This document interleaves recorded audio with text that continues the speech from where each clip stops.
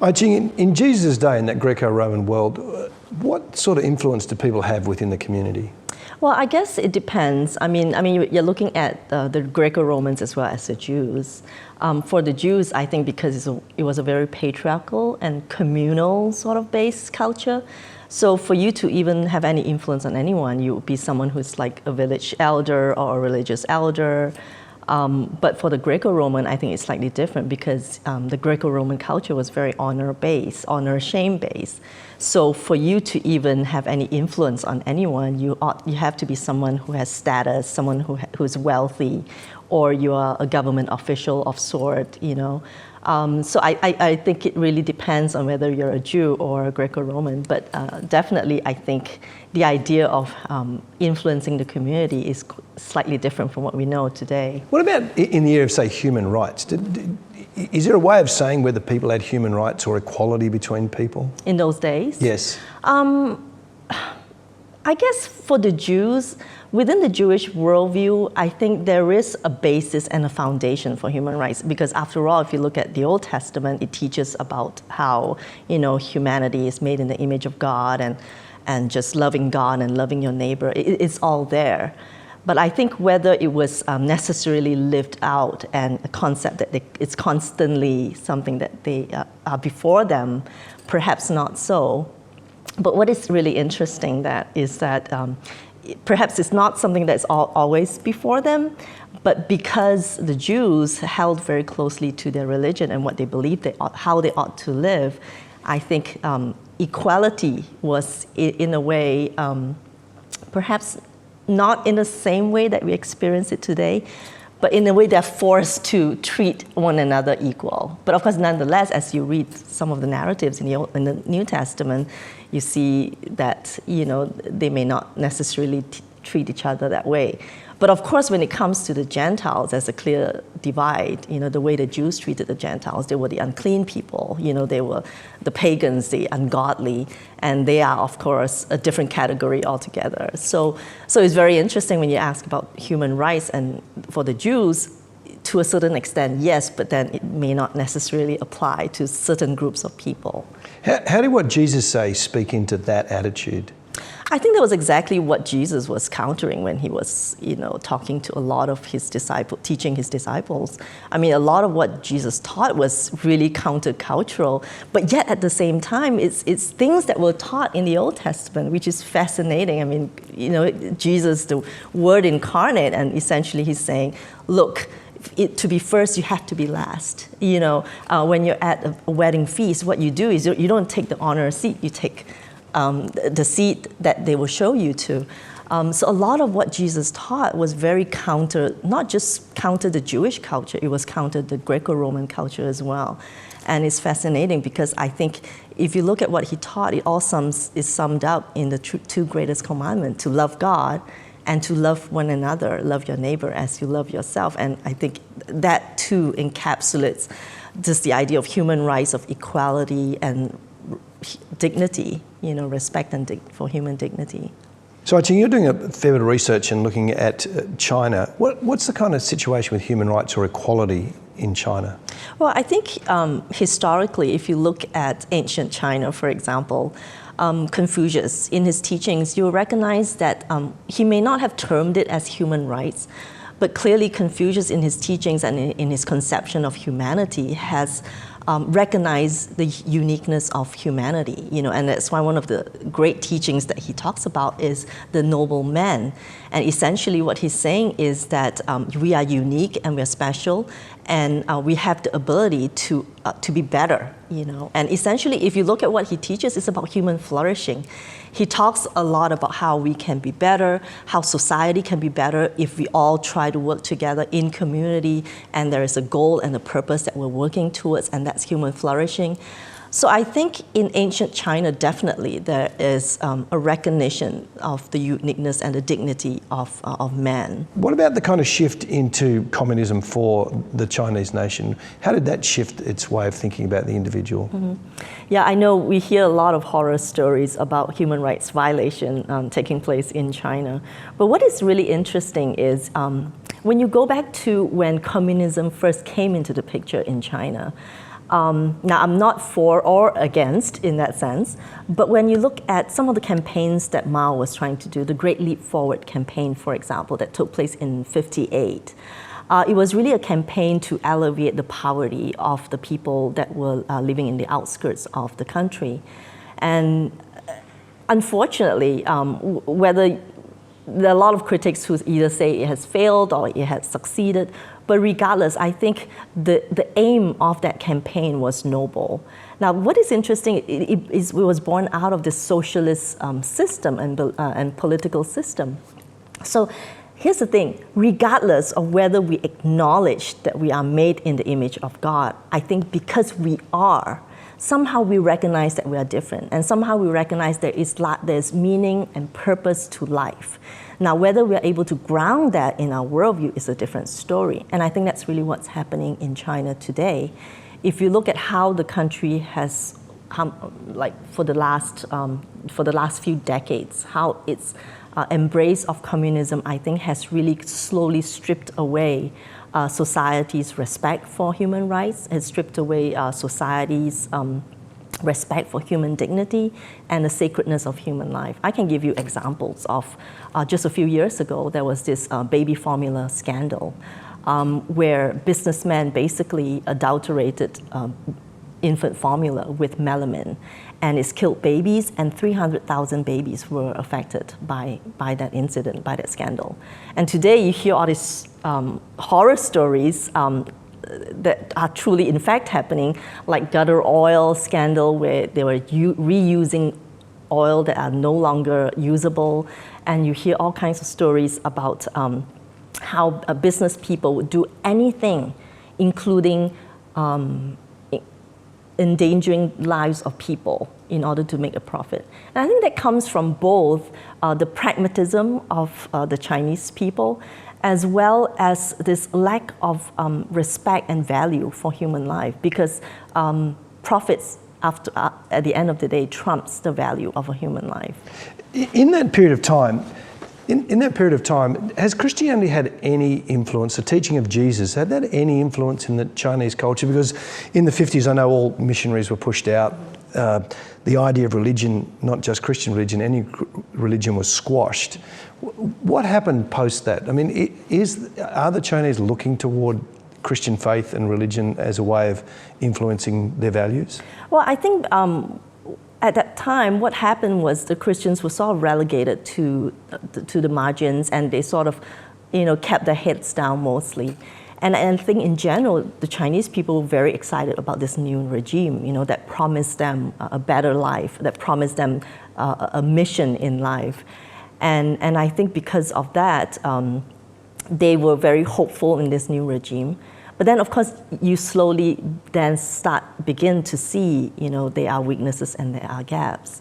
And I think this is what I think the Chinese government is slowly recognizing. And a lot of the Chinese intellectuals today, both Christian and non-Christian intellectuals, are beginning to see that while they believe in how we should treat human beings, human rights, for example, dignity for humanity, for example, or the sacredness and value of human life. We should treat them that way. There's a certain way that we ought to be practicing ethics. But yet at the same time, their worldview doesn't give them the foundation to, or give them the basis to actually do that according to what they believe to be true. So it's like reality that they know doesn't coincide with their belief system or what they've chosen to embrace to be true. Rodney Stark, one of our other guests, actually has written a book about religion and faith in China. It actually makes a point that Chinese intellectuals are looking to the West and sort of see that the foundation for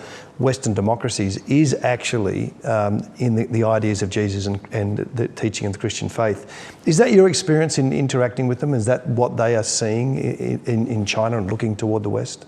Absolutely. I think to a certain degree, if you look at China today, they may have done well to varying degrees economically, but they're beginning to also see the price they have to pay socially. And I know of friends who are Christians in China who have had conversations with officials, and they're basically asking them, we need to know what you're doing right with the young people, because we don't know what to do with them anymore. We don't know how to help them, because they recognize that there is a younger generation who have no ethical or moral bearings anymore. They would do anything just to get ahead, just to succeed financially, but there's nothing more beneath that. And you will find that Christianity in China today, the segment of society that embraces the Christian faith most easily are the young, educated, middle-class Chinese people. Because they're educated, they are doing well. What is there to life? What more is there? And they find that the atheistic worldview does not give them the basis for their personal morality. And they're finding that the discipline that Christianity teaches is giving them the strength and the hope and the help and the support for them to face the challenges that of the world that is rapidly changing. Do you think that Christian faith and those decisions by those young intellectuals, do you think that will influence the fabric of Chinese society? I'm hopeful, and it's definitely, what a lot of us would love to see happen. And I think it is happening. We hear of a lot of political lobbyists and activists, whether Christian or not, they're actually motivated by what the biblical worldview teaches about life, about humanity, about ethics, morality. So it's exciting to see just a generation of people rising up now, not just merely saying this is what we ought to do, but having a foundation and a basis to ground that.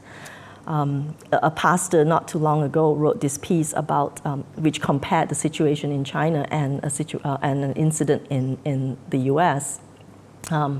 It was a small town in China, and what happened was a thief basically hijacked a car. And when he hijacked the car, there was a baby in the back, an 8-month-old baby, if I'm not wrong. And after he drove the car off, he realized there was a baby in the back. And the robber basically strangled the baby and buried her body just in the snow and left it be. What is interesting was a similar incident happened in the United States. And the robber basically, when he found out there was a baby in the back, he abandoned the car and he actually called 911 and tell them the location of the car. And you see the stark difference between these two. Of course, I'm sure there are a lot of factors that play into that. But the pastor who wrote about this in an article, he basically said, what is different about this? And I think he credits it to the fact that firstly, you can say whatever you want about North America, but ultimately, in a lot of ways, it is grounded in the Judeo-Christian worldview with a lot of Judeo-Christian values in play over the decades. And at the same time, when you look at China, it's a country that has policies like abortion, the family planning policies that requires that you go through an abortion flippantly.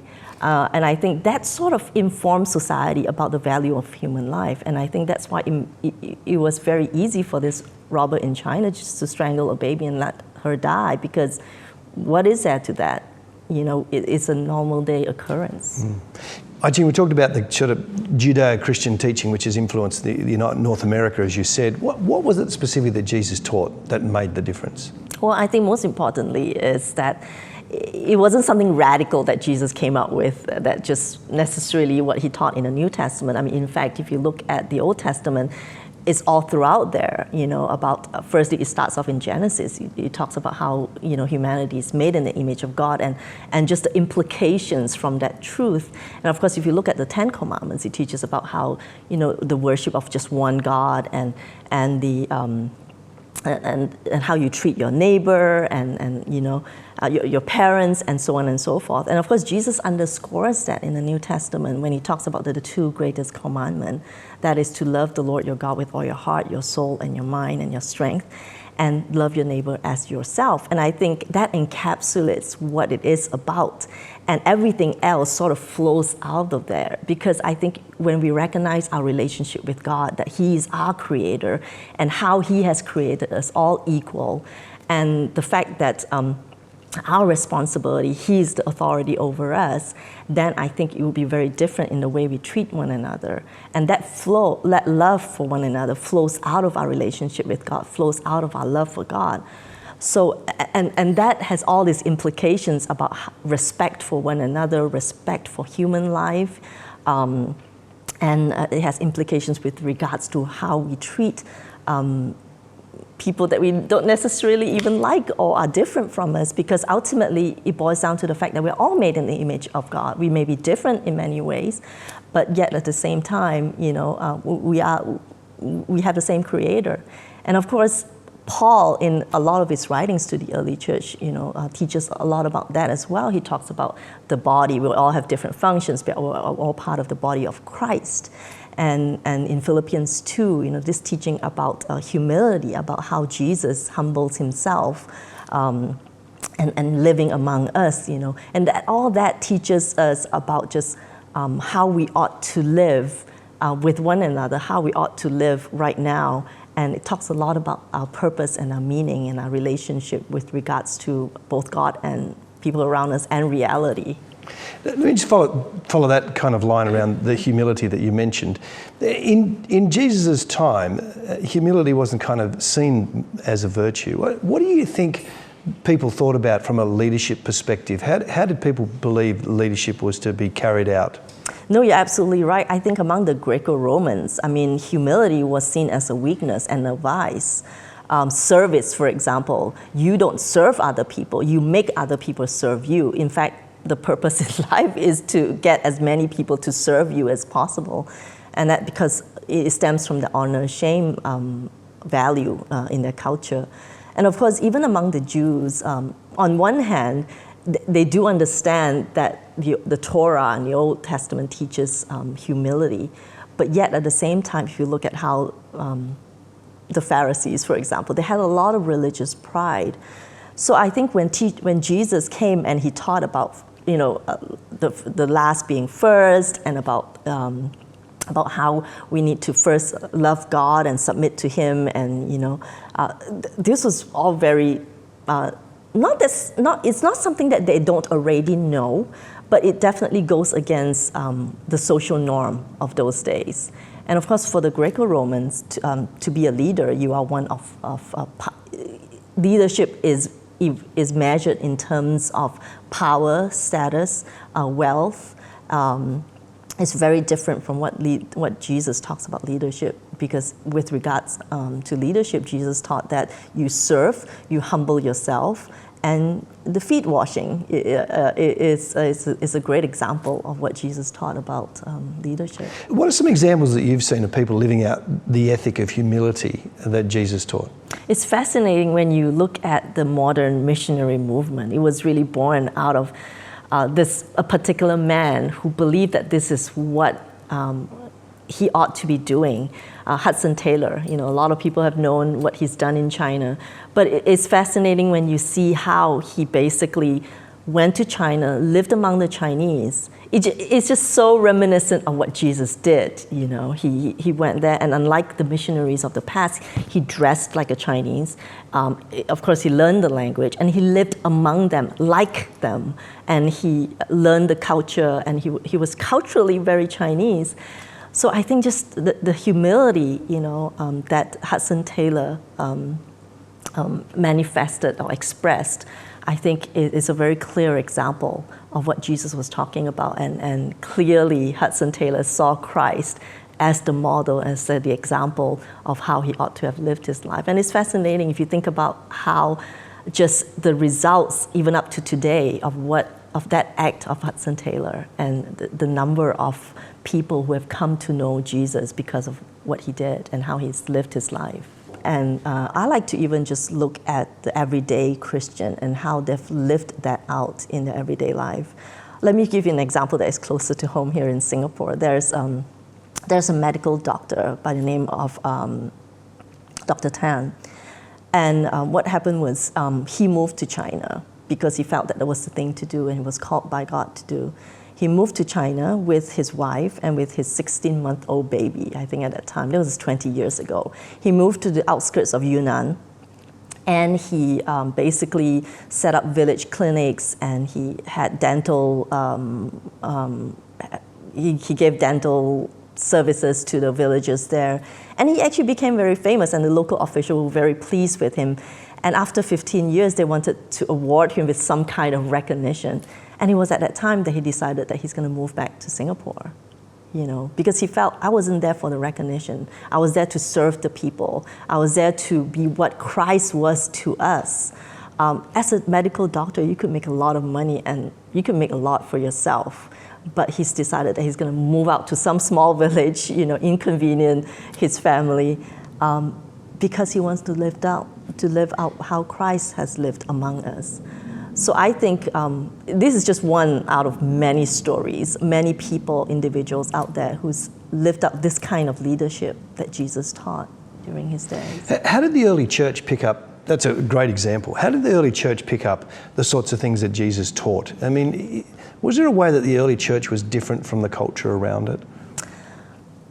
Yeah, definitely. I think over the years, if you look at a lot of the suffragists that has taken place, and if in fact a lot of the modern day human rights movement was motivated by the fact that we recognize all of us are unique, and therefore we have certain rights that are different from other creatures, that there's sanctity to human life.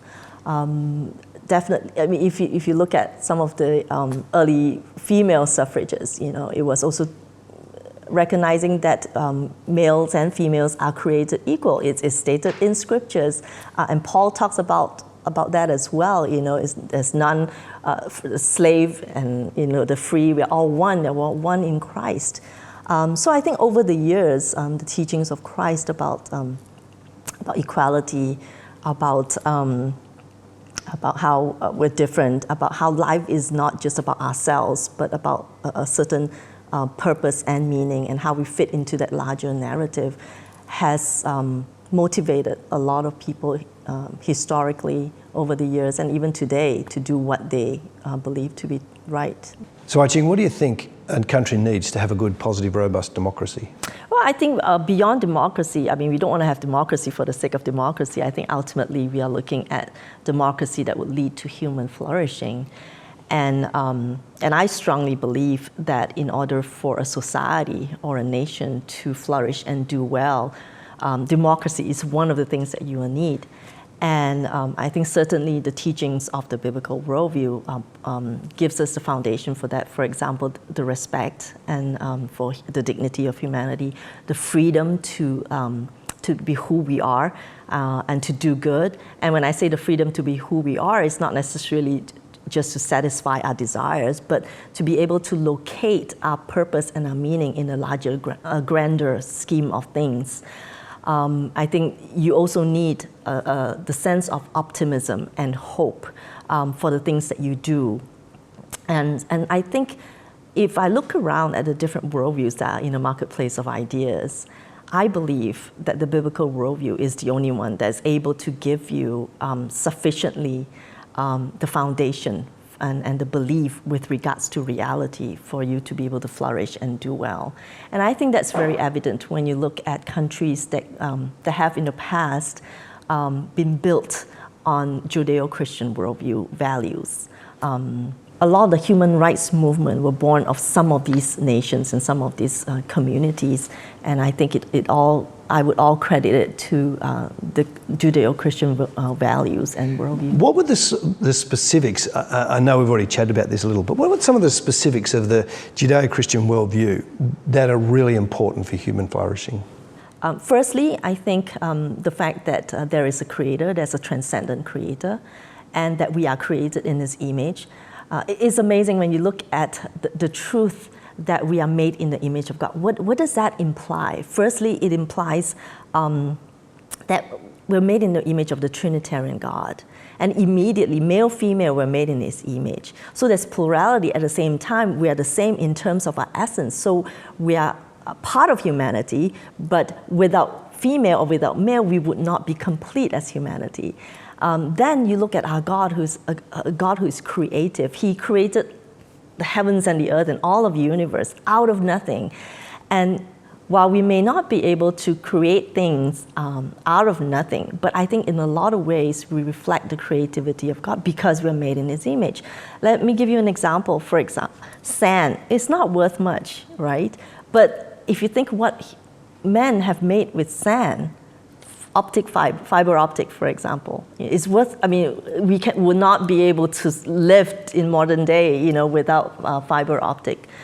So we're able to create and give value to things that may not be worth a lot. So, how do you see the link between what Confucius was teaching and Christian faith? Like, where's the links that you're discovering in that? It's for me, it's one of those things that really excite me, because as I read and research more into what Confucius taught, and when I say that, it's really one of his earlier writings and not so much the later neo-Confucianistic kind of work. What I found is, I think that Confucius's idea of reality is very similar to the Hebrew's understanding of reality. Now, Confucius may not in his writings or in his teaching explicitly talk about necessarily a God or a transcendent God, but it is very clear that in a lot of what he says and talks about reality, he has, you can see that you can almost see that he believes that there is a transcendent God. In some of his writings, he talks about appealing to the Father of Heaven. He talks about praying for one of his disciples who is sick. Clearly, who would you be praying to, other than a God that you look to as transcendent and who's able to be help to you?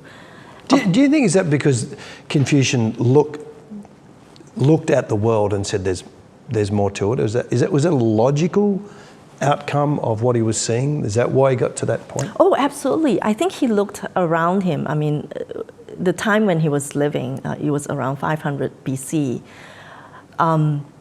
Kingdoms were warring against each other, and a lot of people were living in poverty. And he looks around him and he basically says, life could be better. We can do better than this. We can rise above this. And that's why a lot of what he teaches has to do with the fact that we can rise above ourselves. We can strive to do better. And the two key things that are very significant in what he teaches is education. He believes that through education and through the practice of virtue, we can rise above where we are right now. We can be better. And he often talks about this idea of a noble man. If you investigate it and examine it against the Hebrew idea of shalom in the Old Testament, is very, very close. And essentially, I think what Confucius was getting to was human flourishing. All that he talks about, he emphasized a lot on relationship, about reconciling relationship, and ultimately that's what the gospel is about. About reconciliation of relationship, about harmony with the people that we work with, the people that we live with. And isn't that what the gospel is about? It's about relationship. So I definitely see a lot of similarities. But I think where Confucius was sort of short on is the fact that Confucius taught that we can do it on our own. He believes that through education and practice of virtues, we can be better. But centuries of the embrace of Confucianism, clearly, if you look around us, we can see that we have not gone very far. And I think that's where the gospel comes in. So what does Jesus teach that makes a significant difference to what, say, Confucius was teaching? In ancient China, there's often this belief that there's going to be a son of heaven who is going to come and save them, who is going to reign in purity, who is going to reign morally, and who's going to reign right. And whenever there's a usurper who comes and takes over the existing kingdom, they've always hoped that this is the son of heaven. In fact, the Chinese view of the emperor, they always call him the son of heaven. But clearly, in the past, all the sons of heaven have failed the Chinese people. And I believe that the son of heaven that is going to be of hope to the Chinese people is Jesus, because truly he is the Son of God, the Son of heaven. And I think this is the beauty of the gospel, that Chinese people, they don't need to try so hard because it has already been done by Jesus. Jesus is the Son of Heaven that they've been waiting for. It's just like how Jesus is the Messiah for the Jews. Jesus is the Son of Heaven for the Chinese people. Confucius talks about how we can strive and do good and do well on our own. But I think that's where Confucius is wrong, because we cannot. We know, if we are honest with ourselves, we know where our shortcomings are, and we know that we will never be able to find purpose and meaning within ourselves, because purpose and meaning is located elsewhere. And I think we find that when we are able to see where we are in the larger and grander scheme of things. Last question. So you're watching this series is called Jesus the Game Changer. So how is Jesus the Game Changer for you? You know, I've been thinking about this question, and I can look back at my family. I would say I don't come from a Christian family, and in fact, my grandfather, he was a brilliant man. He was a chemist, and he worked as a chemistry teacher. And to be a chemistry teacher during those days when it was the British colony is a pretty big deal. But instead of continuing as a chemistry teacher, he decided to abandon his family, my grandmother and 4 of her kids, and left them. And he became basically a professional con man. And he lived an amazing, adventurous life of vice.